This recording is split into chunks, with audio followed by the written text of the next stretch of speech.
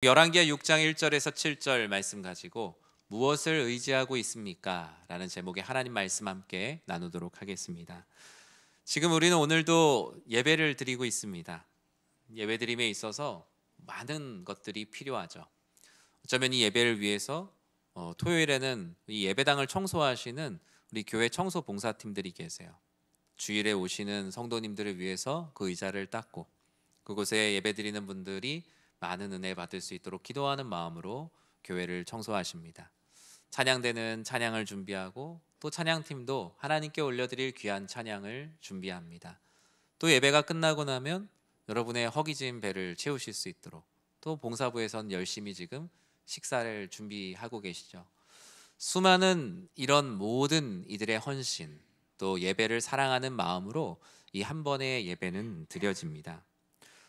그런데 이 모든 것들도 참 중요하지만 예배의 본질이라고 말한다면 그것은 바로 예배의 대상이신 하나님, 그리고 예배의 대상이신 하나님을 바라보며 하나님을 찾는 예배자들이 그 어떤 예배의 무엇과 비교할 수 없는 예배의 본질일 것입니다. 예배 이후에 밥을 먹지 못해도, 때로는 대단한 찬양대가 없어도, 앞에 대단한 설교자가 설교를 하지 않는다 하더라도, 여기서 성경 말씀만 읽고 내려가도 그것은 하나님의 말씀을 전하는 설교요.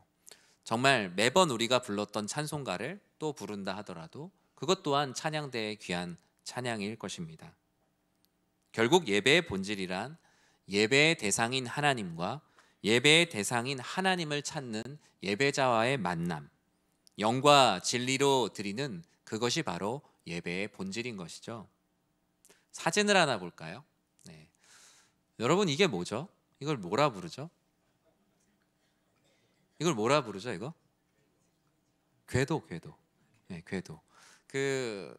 교회에서 어릴 때부터 신앙생활 하셨던 분들은 이게 익숙할 거고, 학교에서도 선생님들이 선생님들 가르치시는 딱 막대기 딱 들고 딱 해서 뒤로 이렇게 넘기셨던 기억이 납니다. 군 지휘관들도 보고를 할 때 딱 해서 넘겼던 궤도입니다. 저기 보면 주님 뜻대로 살기로 했네, 주님 뜻대로 살기로 했네, 곱하기 3 이렇게 해도 될 텐데 되게 열심히 하셨던 것 같아요. 어릴 때 기억이 납니다. 여름 성경학교나 이럴 때 되면 새로운 찬양이 나와요. 선생님이 되게 힘들어하셨어요. 왜 새로운 찬양이 계속 나오는가? 궤도를 이제 가사를 쓰셔야 됐거든요. 그리고 예전 찬양들은 참 가사가 많았어요. 요즘보단 참 가사가 많아서 저렇게 일일이 다 쓰셨던, 아마 그 일을 하셨던, 봉사하셨던 우리 성도님들도 계실 거예요. 어떻게 하죠? 전지를 삽니다. 그럼 전지를 내가 쓸 글자 크기만큼 미리 자로 센치를 재서 접어요. 삐뚤어지지 않게 쓰려고요. 거기다가 이제 쭉쭉쭉 하나씩 써내려갔어요. 그러면서 그때 궤도가 없으면 찬양을 못한다라고 생각을 했어요. 예전에는 그 앞에 있는 책 보고도 했는데, 이 궤도가 찬양이 준비되어 있으면 오늘 예배가 마치 막 안 되는 것처럼 생각을 했던 시기가 있었습니다. 이후 발전을 거듭하여 OHP 프로젝트가 등장을 했죠. 아마 기억하실 겁니다. 이제 더 이상 악보를 복사를 안 해도 된대. 궤도를 그리던 선생님은 할렐루야를 외치셨죠. 이제는 가로 이제 필름만 딱 띄우면 앞에 화면이 탁 뜨는, 와, 이런 시대를 맞이했구나 했는데 그 시대도 그렇게 오래가지 못했습니다. 빔 프로젝트가 등장하고 지금 우리는 빔 프로젝트 이후에 LED 스크린의 시대를 살아가고 있습니다. 이 모든 것, 또 지금은 놀랍게도 지금 이 예배가 어떻게 송출되고 있죠? 생중계로 송출되고 있어요. 이전 같으면 방송국의 엄청난 중계차가 엄청난 안테나를 가지고 와야만 할 수 있는 일을 이제는 각 개교회별로도 할 수 있는 시대, 하나님께 예배드림에 있어서 충분한 도구가 채워진 시대를 우리는 살아가고 있습니다. 모든 것이 편해졌지만 이것은 예배의 본질을 돕는 도구입니다. 시대가 아무리 변하여도 도구예요. 마이크가 꺼져도 불편함은 있지만 예배의 예배됨이 없어지진 않습니다. 만약에 이 마이크가 100만 원짜리 마이크인데 10만 원짜리 마이크가 된다고 해서 예배의 질이 10분의 1로 되는 것은 결코 아닙니다. 화려한 조명과 실시간 중계 시스템이 없어도 예배는 여전히 예배이죠. 교회가 작아도 교회는 교회고, 심지어 설교자가 대단한 사람이 아니어도 그 예배가 예배로서 성립하는 데는 큰 문제가 되지는 않습니다. 다만 우리가 예배의 본질보다 예배의 도구에 너무나 집중하여서 도구가 본질이 되다 보면, 그것이 되지 않으면 마치 예배가 안 되는 것 마냥 우리가 예배 때 우왕좌왕하는 모습들을 가끔 볼 때가 있습니다. 그런 면에서 우리는 본질보다 도구를 본질처럼 생각하는 우리의 신앙생활이 있는지 우리는 스스로 날마다 우리를 돌아봐야겠죠. 오늘 본문에 선지자 엘리사와 그 선지 생도들 사이에 일어난 이야기도 바로 이런 본질이 무엇인가, 우리가 무엇을 의지하고 있는가에 대한 부분을 말씀하고 있기 때문입니다. 먼저 선지자 엘리사가 누구인지 우리 함께 알아봐야 될 텐데요. 엘리사는 스승 엘리야, 병거 타고 하늘에 올라갔던 대단한 선지자 엘리야의 제자입니다. 그러나 엘리사는 열왕기하 시작할 때 보면 지극히 사람 중에 사람이었어요. 하나님을 의지하기보다 사람을 전적으로 의지하는 전형적인 믿음이 연약한 사람이었어요. 그래서 스승 엘리야는 엘리사에게 몇 번을 당부했어요. 나는 하나님의 뜻 가운데 하나님의 뜻대로 가지만 너는 여기에 머물러 있으라라며 몇 번을 거듭하여 말하였죠. 그러나 엘리사의 마음에는 하나님보다는 스승 엘리야라는 사람이 더 크게 보였어요. 그래서 엘리야 당신을 절대로 떠나지 않겠다라고 말합니다. 엘리야는 엘리사를 데리고 마른 땅을 걸어가며 한참의 이야기를 나눠요. 그리고 2장 9절에 이런 말씀이 쓰여져 있죠. 우리 같이 한번 읽어볼까요? 엘리사가 이르되 당신의 성령이 하시는 역사가 갑절이나 내게 있게 하소서. 아멘. 우리 흔히 알고 있는 갑절의 영감을 주소서라는 말씀 아시죠? 그것은 하나님의 능력을 구하는 엘리사의 겸손한 고백이기도 하지만 그 고백은 양면성을 갖고 있어요. 여전히 엘리야라는 사람의 능력의 갑절이 나에게 필요하다, 이 사람의 능력을 아직도 기대하고 있었던 것이 엘리사였죠. 근데 사실 엘리사는 그 이름 안에 누구를 의지해야 될지가 이미 들어있거든요. 엘리사는 하나님은 구원이시다라는 뜻을 이미 가지고 있기 때문입니다. 이 모든 일들을 함께 보았던 엘리사의 동역자들이 있었어요. 엘리사는 의지할 사람 엘리야가 없어서 두려웠지만 그와 동역하는 일종의 신앙의 후배들이 한 40-50명 정도 있었습니다. 그들과 함께 많은 전쟁에서 승리했고 과부의 기름을 많게 하는 역사도 하나님 은혜 가운데 보았고요. 여인의 죽은 아이를 살리고 나아만 장군을 고치는 수많은 역사들을 경험하며 엘리사에게 점점 내가 의지해야 될 분은 하나님이구나. 그리고 그와 함께하는 그 연약한 지체들도 점점 그것을 조금씩 깨달아 알기 시작했어요. 엘리사와 선지 생도들은 분명히 영적으로 성장을 하고 있었던 것이죠. 제가 선지 생도라는 표현을 쓰는데 지금은 그렇게 부르지 않아요. 별로 그렇게 많이 부르지 않지만 예전에 그 신학교를 이게 선지 동산이라고 불렀던 세대들이 있었어요. 어른들이 신학교를 선지 동산이라고 부르고 신학생들을 선지 생도라고 부르던 때가 있었어요. 오늘 본문의 엘리사와 이 선지 생도들의 관계는 엘리사가 조금 더 어떤 신앙의 선배고 거기에서 함께하는 이제 앞으로 목회자가 되기 위한 목회자 후보생 같은 그런 그룹들의 모임이라고 여러분이 이해하시면 좋을 것 같은데요. 그들은 점점 모든 게 잘 되어가고 있었어요. 이전에 엘리야가 너무나 고통스러웠던 때가 있었죠. 스승 엘리야가 나만 혼자 남았다라고 생각하며 그 죽기를 청하였을 때 하나님께서 노렙 나무 아래에서 그를 먹이시고 다시 호렙으로 40주 40야를 달려가게 하셨던 사건이 있었어요. 그만큼 엘리야는 너무나 외로운 시간을 보냈단 말이에요. 그런데 그의 제자 엘리사는 같이 동역할 사람들이 있었어요. 하나님을 핍박하는 일들이 계속됐음에도 불구하고 그와 같은 선지자의 삶을 살아가겠다고 지원하는 사람들이 조금씩 늘어가기 시작했던 거예요. 여러분, 요즘은 지금 신학교에는 그 신학생이 없어요. 요즘은 이제 한두 학교를 제외하고는 다 미달이에요. 정원을 많이 줄였고, 제가 불과 17년, 18년 전에 입학할 때랑은 비교할 수 없는 상황이 됐고, 제 선배 목사님들 때에는 한 반에 한 200명 정도가 계셨대요. 전도사님들이. 근데 저희 때는 이미 한 반에 6, 70명으로 이미 줄어 있는 상태였거든요. 그래서 요즘에 교육 전도사님들을 만나는 게 되게 어려운 시대가 됐습니다. 그러나 이 엘리사와 선지 생도들은 그 당시에는 아주 흥황하던 때였어요. 날로 날로 하나님 말씀대로 살아가겠다라고 헌신하는 사람들이 늘어나니까 그들의 처소가 점점 모자랐던 것이죠. 1절과 2절에 다음과 같이 그 상황을 말씀하고 있습니다. 선지자의 제자들이 엘리사에게 이르되 보소서 우리가 당신과 함께 거주하는 이곳이 우리에게는 좁으니 우리가 요단으로 가서 거기서 각각 한 제목을 가져다가 그곳에 우리가 거주할 처소를 세우사이다 하니 엘리사가 이르되 가라 하는지라. 이 부분에 대한 많은 해석들이 있지만 저는 한 부분의 해석으로 오늘 설교를 하려고 합니다. 선지 생도들이 무언가 인원이 많아지는 거죠. 그러니까 이 규모로 우리가 모든 걸 할 수 있겠구나.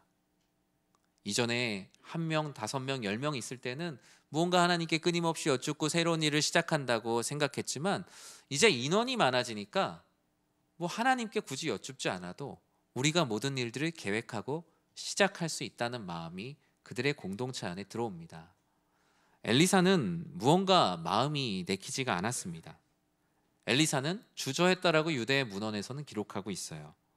하나님을 믿는 것이 아직 편하지 않은 시대에 어떤 큰 공동체를 이룬다라는 것이 아직 시기상조라는 생각을 했다고 해요. 제자들은 우리가 지금 양쪽으로 부흥하는데 뭐가 문제입니까? 그냥 우리가 계획해서 우리가 시작하면 됩니다 라고 말하는 그 모습들이 오히려 불안했던 것이죠.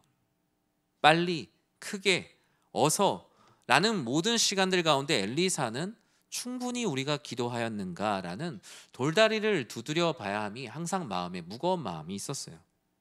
무언가 많이 모이고 있고 분위기도 좋은 것 같은데 아주 중요한 것이 빠진 것 같은 불안함을 그 공동체의 리더는 느꼈던 것입니다. 그런데 그때 한 사건이 일어나죠. 5절에 이와 같이 기록합니다. 우리 같이 읽어볼까요? 한 사람이 나무를 벨 때 새도끼가 물에 떨어진지라 이에 외쳐 이르되 내 주여 이는 빌려온 것이니이다 하니. 아멘. 무언가 제자들이 시작한다고 하니까 엘리사는 그곳에 일단 힘을 실어줍니다. 같이 갔는데 나무를 베는 일들 가운데 큰 문제가 일어납니다. 한 사람이 나무를 베는데 새도끼가 물에 빠지게 된 것이죠. 이 처소의 확장 공사를 함에 있어서 그들이 철석같이 의지했던 쇠도끼가 물에 빠진 것입니다. 지금으로 얘기하면 어디 철물점 가서 마트 가서 사오면 되잖아요. 그런데 이때 쇠도끼는 조금 다른 상황이에요. 단순히 쇠도끼를 만드는 기술이 없어서가 아니라 이 쇠도끼를 만드는 대장간이 국가의 통제 아래에 있었던 시기예요. 왜냐? 당시 이세벨을 비롯한 수많은 이제 악한 세력들은 소위 유대인들과 많은 이스라엘 백성들이 또는 다른 세력들이 쿠데타를 일으킬 것을 두려워해서 무기를 만들 수 있는 대장간을 통제하고 있었거든요. 도끼를 구하기가 매우 어려웠던 시대입니다. 이들이 점점 하나님 안에서 하나님의 뜻을 구하며 나아가야 되는데 왜 이 도끼 하나가 없어진 걸로 마치 나라가 무너진 것처럼 이렇게 상실감이 컸을까요? 오늘 이 사건은 우리들에게 두 가지를 질문하게 합니다. 첫 번째, 이 쇠도끼의 질문은 무엇이냐? 때와 방법을 우리는 나의 의지로 정하고 있지는 않은지 우리는 스스로에게 오늘 말씀을 통해서 물어봐야 합니다. 선지 생도들은 하나님께 충분히 기도하며 세력을 확장해 나가기보단 이제는 무언가 이 규모로 무언가를 할 수 있다라는 큰 착각에 빠져 있었습니다. 그저 입학생이 늘어나고 사람이 많아지고 우리가 무언가 세력이 된 것 같으니까 무슨 일이든 할 수 있을 것 같은 근거 없는 자신감이 그들 안에 자리 잡기 시작을 했죠. 교회 공동체도 비슷한 것 같아요. 30명, 50명, 100명, 300명, 500명, 1000명. 그 안에 많은 성도님들이 늘어간다라는 건 복음을 듣고 변화되는 많은 성도님들이 생겼다라는 아주 좋은 신호일 겁니다. 그러나 그냥 그 인원을 가지고 우리가 무언가를 할 수 있다라고 생각해서 하나님을 전적으로 의지하는 그 기도와 하나님에 대한 간절함이 줄어들고 있다면 그것은 청신호가 아니라 오히려 적신호겠죠. 하나님께 일의 때를 묻지 않고 그들은 자신들의 세력이 커짐을 통해서 이제 때와 방법도 하나님께 여쭙지 않고 우리들이 스스로 정할 수 있다라고 생각을 합니다. 목회와 신학을 보니까 많은 목회자들이 20년 이상 목회하신 목사님들이 교회가 가장 위험할 때가 언제입니까? 라는 질문에 다 비슷한 답을 하셨어요. 교회가 가장 영적으로 위험할 때는 교회의 가장 중요한 일들이 회의의 석상이나 아니면 성도들의 여론에 좌지우지되어서 모든 것들이 정해질 때가 교회가 가장 위험합니다 라는 말씀을 하시더라고요. 회의나 사람들의 여론, 그보다 중요한 것은 충분한 기도, 하나님께 영적으로 교회에 갈 길을 구하며 나아가는 것. 그것은 비단 교회뿐만 아니라 우리의 가정도, 우리 개인의 인생도 마찬가지겠죠. 우리가 충분히 영적으로 깨어있지 않고 기도하지 않고 있는데 무언가 그냥 잘 풀리고 있다는 것은 우리가 스스로 한 번 더 고민해 봐야 되는 때인 것이죠. 선지 생도들에게 어느 순간 이 처소, 예배당과 그들이 거할 처소를 확장하는 일은 하나님 없이도 할 수 있는 본인들이 주인된 일이 어느 순간 되어 있었죠. 나무를 베는 데 있어서 제일 중요한 이 쇠도끼만 있으면 마치 하나님은 없어도 되는 것처럼 모든 때와 방법을 우리가 정하며 우리가 할 수 있다는 큰 착각 가운데 빠지게 되었어요. 엘리사의 마음은 그 가운데 불안했죠. 선지 생도들이 늘어가는 모습을 보며 모두가 부흥한다라고 말했지만 오히려 영적인 위기감을 더욱더 느꼈어요. 정말 우리 선지학교가 영적으로 잘 준비되어 있는가? 지금 입학하는 이들은 정말 하나님 앞에 거룩하게 헌신된 이들인가? 우리가 기도하고 있는데 정말 이런 일들이 일어나고 있는 것인가? 지금 이렇게 선지학교를 확장하는 것은 과연 하나님의 뜻인가? 엘리사는 계속적으로 영적으로 묻고 싶었지만 이 시기가 그냥 지나가게 되면서 그들은 이와 같은 상실감을 만나게 된 거예요. 오늘 본문은 두 번째로 우리들에게 질문을 합니다. 우리는 무엇을 의지하고 있는가를 우리들에게 오늘 말씀은 질문하고 있어요. 쇠도끼가 물에 빠지는 사건을 통해서 선지 생도들의 믿음이, 그 믿음의 미천이 적나라하게 드러납니다. 하나님을 의지하고 하나님의 뜻을 전하겠다고 들어온 이들이 이 성전을 짓고 처소를 확장하는 일에 철저하게 의지했던 것은 그들의 기술, 그것으로 대표되는 쇠도끼라는 하나의 물건이었어요. 이 일을 하기 위해 그들이 가장 의지하고 있던 것이 하나님이 아니라 쇠도끼라는 것이 이 쇠도끼가 물에 빠지는 사건을 통해서 드러나 버린 거예요. 이 쇠도끼만 있으면 우리가 나무를 빨리 벨 수 있다, 많이 벨 수 있다, 더 좋은 나무를 가지고 올 수 있다. 이제는 우리는 인원이 많으니까 우리가 모든 것을 할 수 있다. 그 모든 것에는 하나님이 없어도 할 수 있는 일들이 우리에게 있다라는 병이 그들 안에 생기기 시작한 거죠. 단순한 나무를 베는 쇠도끼였는데, 하나님의 일을 하기 위한 좋은 도구였는데 이 도구가 어느 순간 금도끼가 되어 있는 거예요. 이게 없으면 예배를 드릴 수 없고, 이게 없으면 인생을 성공할 수 없고, 이게 없으면 교회가 교회다울 수 없다라는 도구가 본질이 된 역전의 현상이 일어나게 된 거예요. 하나님은 어떻게 하셔야 했을까요? 하나님은 그들의 손에 하나님처럼 붙들고 있는 이 쇠도끼를 빼앗으셔야 했어요. 하나님처럼 여기고 있는 것들을 그들이 들고 있다가는 그들의 영혼이 피폐해지고 해를 당할 것을 아셨기에 모두가 부러워할 만한 그 쇠도끼를 물에 던져버리십니다. 그 사람은 자신의 실수로 물에 빠졌다라고 생각을 하지만 하나님이 하나님처럼 여기는 것을 그의 손에서 빼앗아서, 마치 폭탄을 들고 있는 아이의 손에서 폭탄을 빼앗아서 물에다가 던져버리셨어요. 여러분, 도박 이야기를 보면 도박하는 사람들이 도박을 끊는다라는 표현을 할 때 신체의 어떤 부분을 끊는다라고 말하죠? 네, 이 손을 끊는다라는 말을 하죠.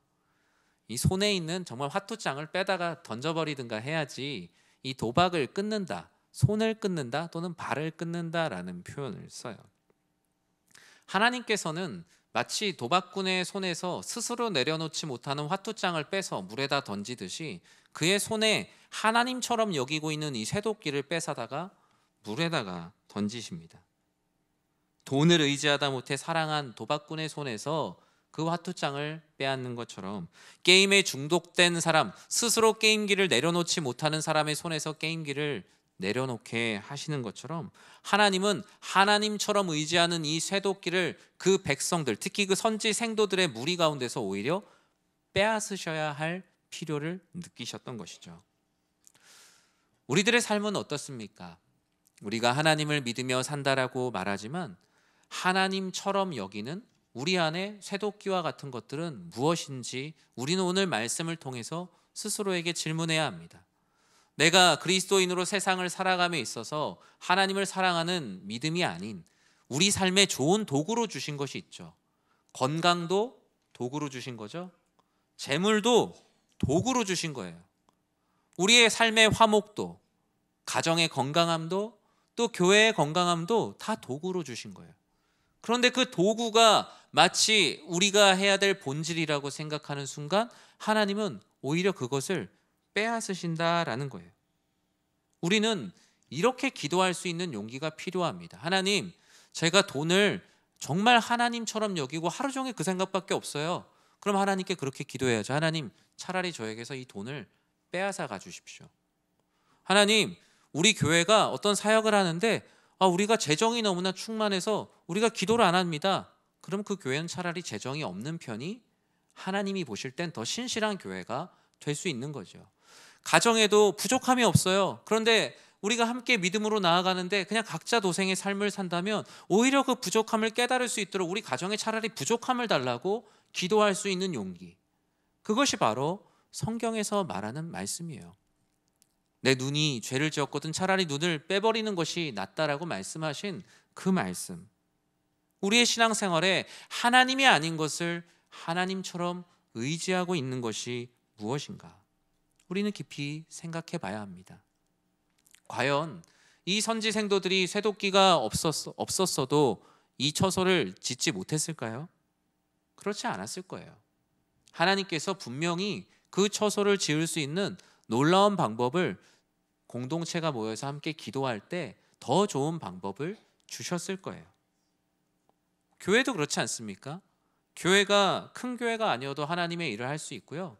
가정도 여러분 대가족이 아니어도 자녀가 적어서 가정에 화목하지 않고 뭐 이런 거 아니에요.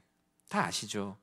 배움이 없어도 능력이 없어도 우리는 하나님의 일을 할 수 있으며 하나님 앞에 신실한 사람으로 살아갈 수 있어요.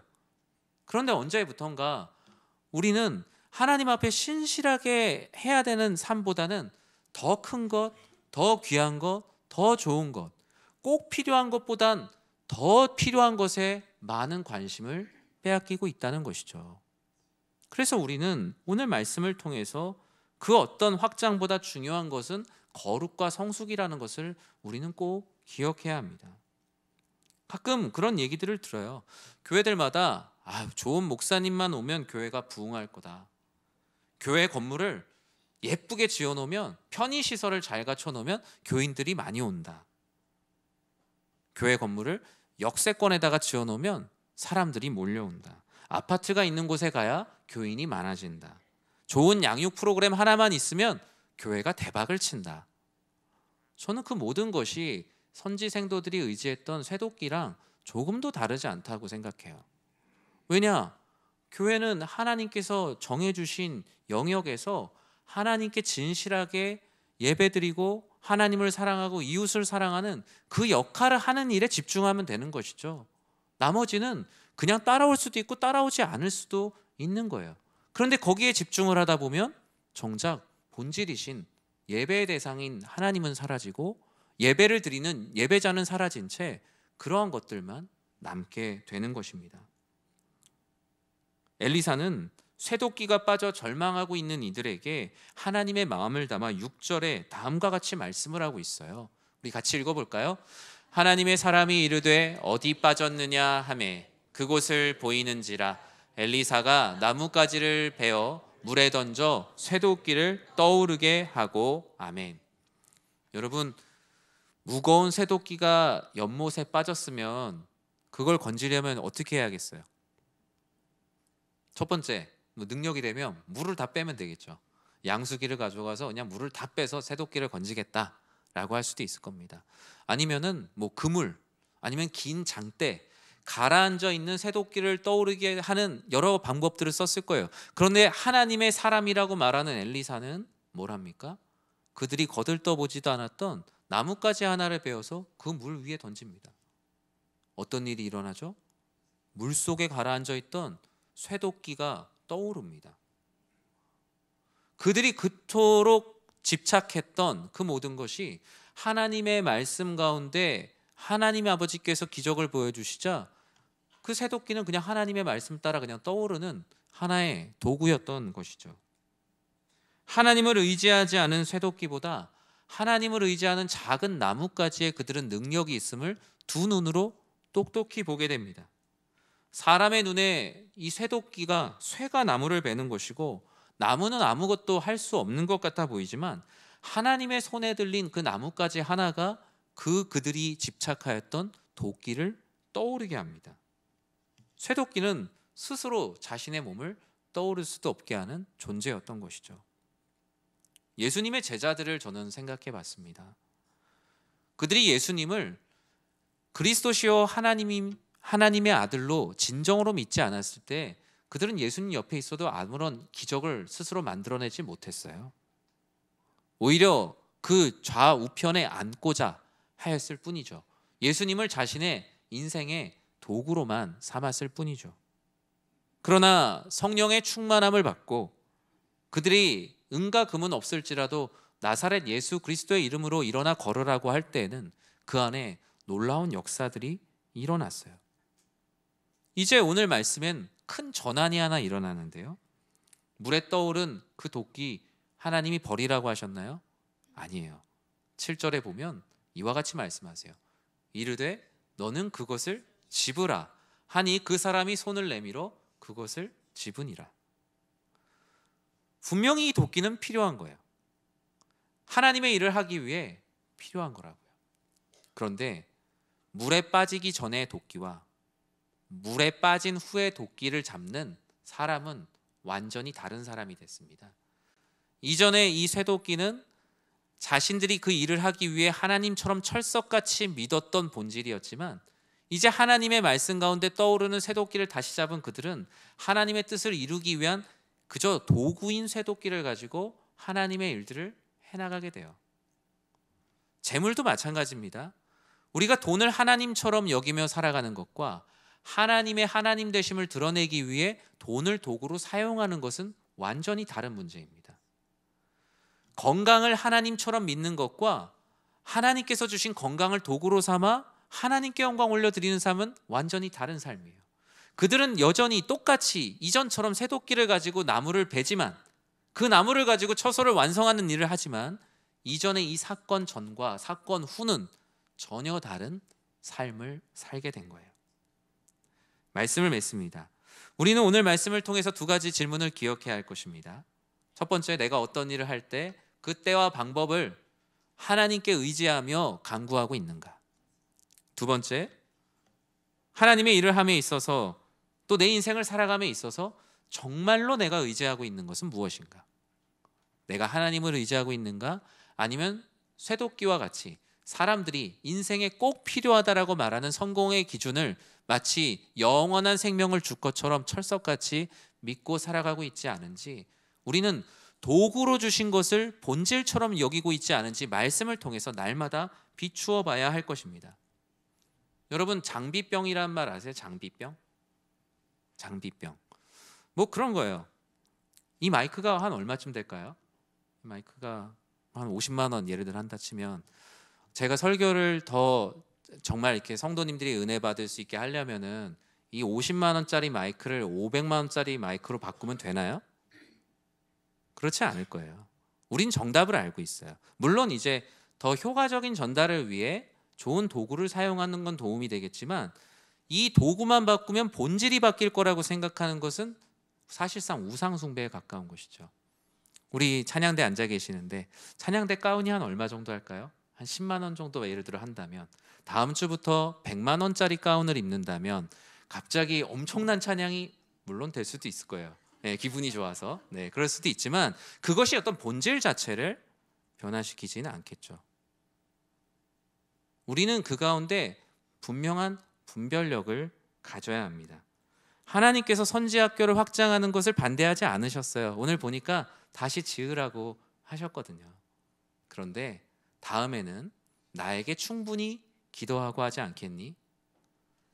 너희가 철석같이 믿고 있는 것을 하나님이라고 여기지 않고 하나님인 그 하나님을 믿고 하나님을 의지하며 시작해보지 않겠니? 하나님은 다시 그 새도끼를 손에다 쥐어주며 다시 나의 일을 하자라고 우리들에게 기회를 주십니다. 그런 의미에서 예배를 돕는 도구가 많다는 건 하나님이 주신 은혜와 축복임은 분명해요. 우리가 이렇게 예배 드릴 수 있는 좋은 예배당, 또 이렇게 귀한 찬양대와 찬양팀, 또 이렇게 편안하게 앉아서 예배 드릴 수 있는 좋은 의자, 모든 것들은 하나님께서 주신 은혜요 도구이고 그것이 우리들에게 본질은 아닙니다. 우리는 언제나 더 필요한 것에 집중하는 것이 아니라 꼭 필요한 것에 집중해야 할 것입니다. 쇠도끼를 의지하면 쇠도끼는 어느 순간 하나님이 됩니다.